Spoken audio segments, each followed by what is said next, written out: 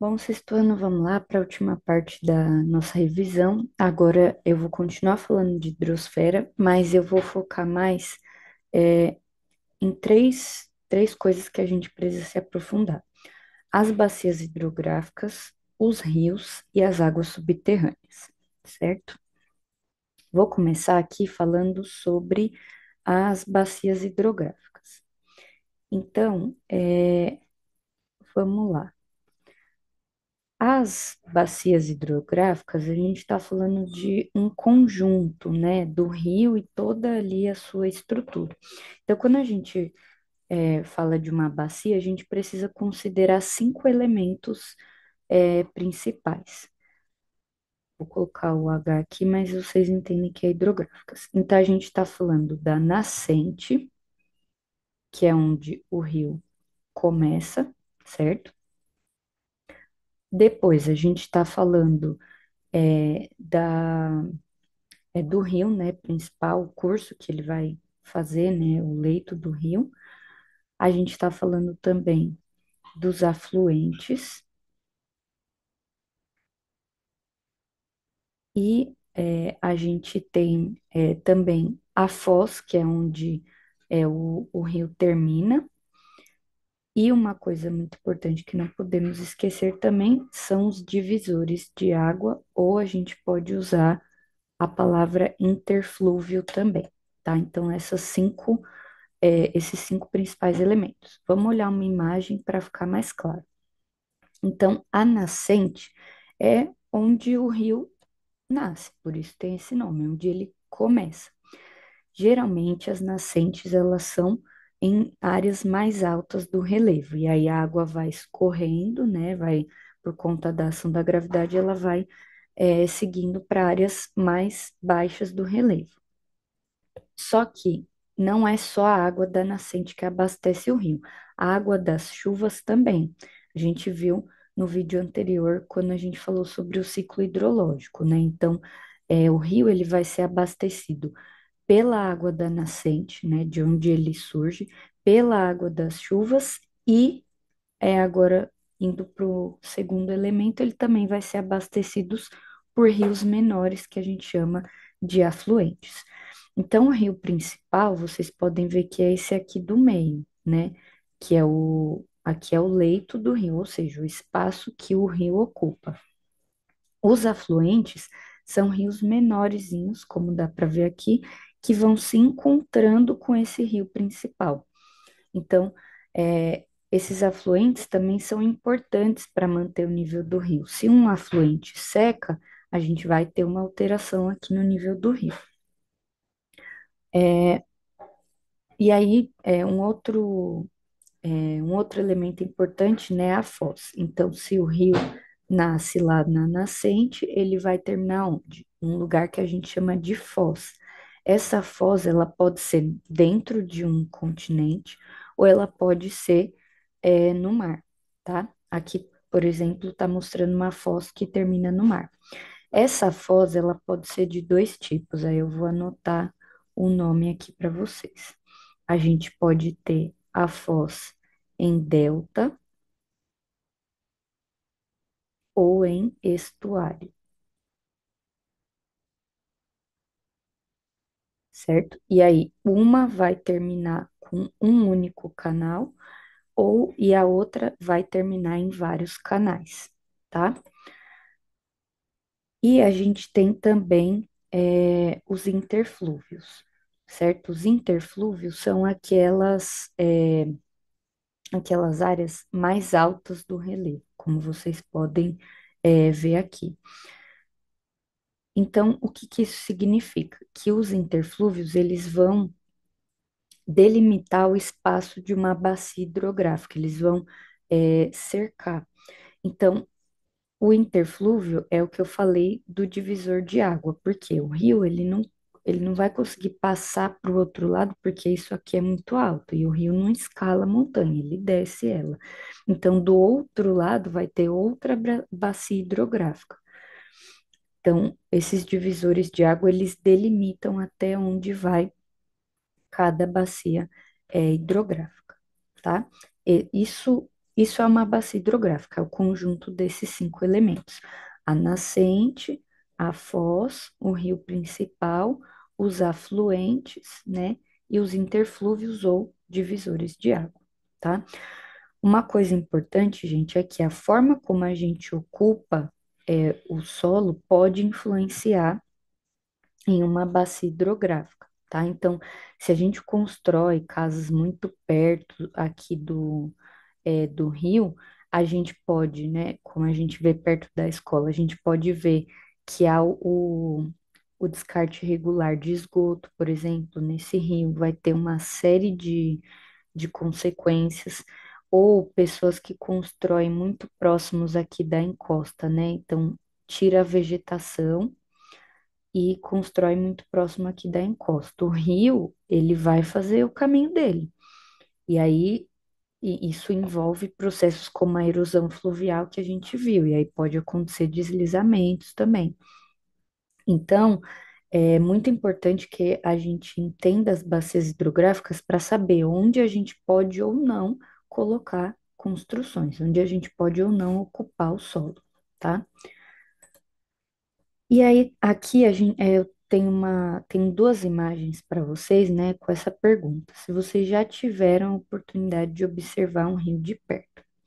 Por que isso? Porque os rios, eles podem mudar muito, de acordo com o relevo do lugar. Então, comecei a revisão falando para vocês lá das planícies, planaltos, etc. O rio, quando ele ocupa uma área de planície, ele vai ter uma característica, né, uma visão totalmente diferente de um rio que ocupe um planalto, como vocês podem ver aqui nas duas imagens. Então, qual que é a diferença? Aí aqui a gente está falando do quê? A gente está falando de diferentes tipos de rios, certo? Que vão variar de acordo com o relevo. Então, aqui é uma relação entre hidrografia e relevo. A gente pode ter os rios de planície ou os rios de planalto. O que que são os rios de planície? São aqueles que ocupam áreas mais planas, né? Então, o rio vai passar aqui por uma área mais plana. Como ele está passando por uma área mais plana, ele vai ser um rio mais retão, assim, digamos, né? E aí, o que que isso favorece a gente? Os rios de planície, eles são melhores para o transporte a barco, por exemplo. Transporte que a gente chama de fluvial, certo? Então, o que que acontece aqui? Como o rio ele está localizado em uma área mais plana, ele não vai ter um desnível muito grande, não vai ter uma área muito mais baixa, outra mais alta. Esse rio mais nivelado permite que o barco passe ali tranquilamente. Que imagina um barco numa área de cachoeiro. O barco caiu, chegou lá no final, não existe mais barco, tá? Então, os rios de planície, eles são melhores para navegação, certo?